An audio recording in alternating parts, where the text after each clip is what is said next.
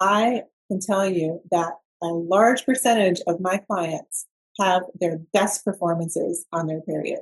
Yeah. Okay, because of the way your hormones work, Yeah. your PMS the week before, and I can tell you from my personal experience, I'll run in the 400. I would run about a second slower, in the which is a lot, in a sub 60 400. I was running like 57, 58. So I would run, 1 second slower on my PMS week, and I would run what like way my best times ever while I had my cycle or right when it started Mhm. in practice or in competition. And that is because, we're starting to get our estrogen back and feeling better and all these other factors. That doesn't mean that my coach said, okay, well, we're going to take it easy on PMS week. You know, no, because we can't dictate when the competitions are. Okay, we can't dictate. What are we telling our young female athletes if we're giving them a pass on PMS week, and saying you can sit on the sidelines? That's so disempowering. And it Uh, takes them out of a sport they love.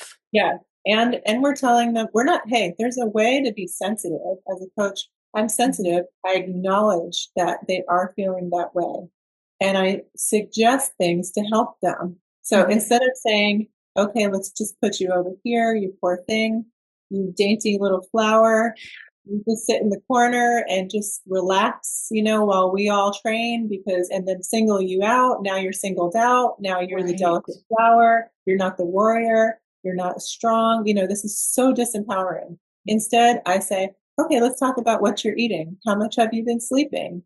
Let's talk about what are you taking any supplements, for those that are my clients. For sure, we address with supplements, and then the PMS symptoms go away, and then there's no problem.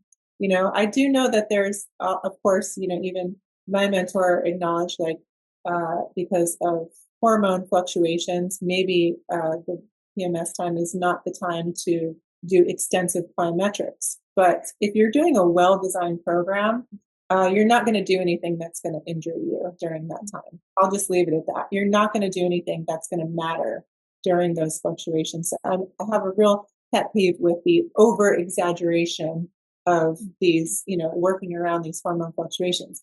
But what I do tell my girls that I coach, especially the high school ones, is I tell them, they go, oh, coach, I just got my cycle, and I go, awesome. Guess what? You're about to PR. And they're like, what? And I'm like, oh, yeah, because of your hormones, you're actually going to, you probably have better performance no matter what you're feeling. Like, yeah, you might have some cramps, this and that.